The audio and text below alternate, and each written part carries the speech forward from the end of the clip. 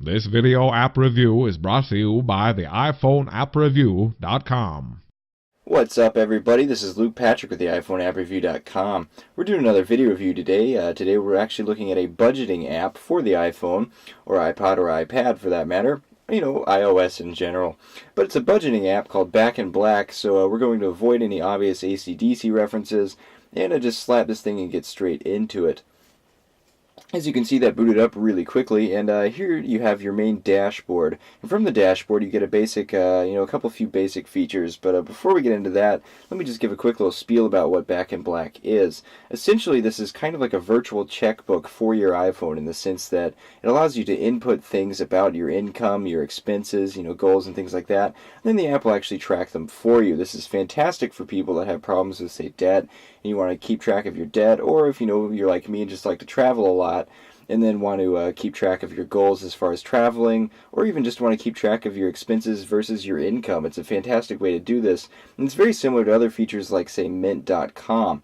That being said, this is not automated, so that means this doesn't, pull the internet to get information about you as Mint.com does. Rather, it forces you to put this in yourself, which isn't necessarily a bad thing. I kind of like the extra control that I have over this, as it's more like a checkbook, and I can input exactly the amounts as they are, and then use this even as a an ability to check with my bank account or other things, and see how what I've got compares with what actually exists, and then dispute any discrepancies there. But that's what this app offers, and I've accidentally clicked some features there. But this is the main dashboard from which it all springs. As you can see, it's got this nice little spinning budget, I would say kind of loading bar style feature here, showing you how much is left in your budget. I've got $187 in my fake budget that I've set up, and shows you how much I've spent too, which is $114. You can also set up reminders for things, so say you need to be reminded to pay your bills, then you can set up the reminder and there it is. It also keeps track of unassigned income, that is income that has not been sent to anywhere, so I've got $10 left over, so I could go back and reappropriate that somewhere else if I wanted to. We'll go ahead and go, just run through a couple of things here. The income, as far as tracking any of this stuff, it's extremely easy just to go in, and then usually there's a plus icon of some sort, and you hit that, and then you've got these nice little fill-in menus that serve as the way in which you tell Back in Black exactly what's going on. So to give an example, I've created this fake elephant sale. So say I'm an elephant salesman, then this is what I've set up. And you can set up actually bi-weekly or weekly or monthly or however you get paid. Obviously there's an option for that, so the app knows exactly how much you're pulling in per month. So with that in mind, I've said that I'm on a bi-weekly elephant sale, so every 2 weeks I sell an elephant for $800. And then you can specify the start date as well, and then the app will just continue to roll with it, keeping track of your income that way. So if you're on salary or on contract, great way to keep track of your income there. It's the same thing for expenses as well. You can go in and then you've got these nice little pre-made categories for things like auto, home, insurance. I went ahead and did a home thing. I said that my house has leaks. Interestingly enough, I said it was a monthly thing. My house leaks on the month and it cost me $50. I don't know. I was just setting stuff up. But there's that same idea there, so you can track exactly what you've been spending your money on as far as expenses go using these categories.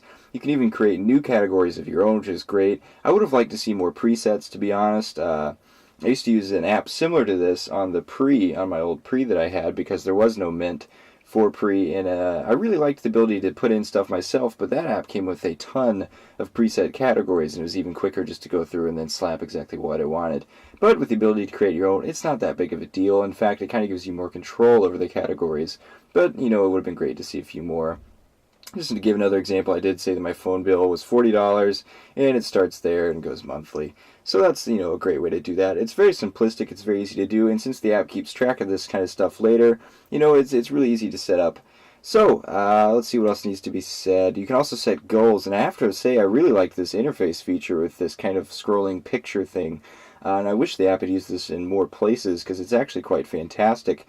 And then here you've got a ton of presets, more than anywhere else. In fact, it looks better than in the rest of the app too. So developers, I would have liked to see this in more places. This is actually quite nice. But obviously you can just select whatever you like as far as a goal, or say just something you need to work out, like credit card debt, or if you're even getting married, you can have a wedding there, which is nice. Just the availability of presets there, and then how fantastic this looks is a tremendous boon. Obviously, I said, I was going on vacation. I need to save $400 each month.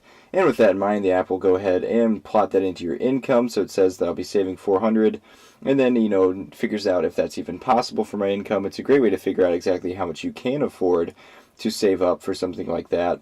Back in Black makes that fairly easy to figure things out. One more thing that we're going to talk about before giving our final wrap up. You do have the months thing, which is fantastic. You can go back and then check out any month that you went through, and then track your expenses, get a good feel for exactly how much you spend in case you're concerned about that kind of thing. But also with each new month, the app will create a new budget styled after last month, which I thought was pretty fantastic. That's something that even Mint doesn't do, that puts this app, gives it a leg up over other things, because that is pretty fantastic. You don't have to worry about setting up a new budget each month. It automatically learns from your last month and creates a new one, and then if something's wrong, you can go in, obviously, and fix it. That's a pretty fantastic utility, and just adds to the seamlessness of this app. So at the end of the day, Back in Black, I really liked it. I liked the design a lot. I thought it looked beautiful. It's very functional. And, like I mentioned, I do like the control that I have over this in comparison to something like Mint. At the same time, Mint.com is free. This is $2.99 in the App Store, the Canadian App Store, it's worth noting. This is for you Canadians.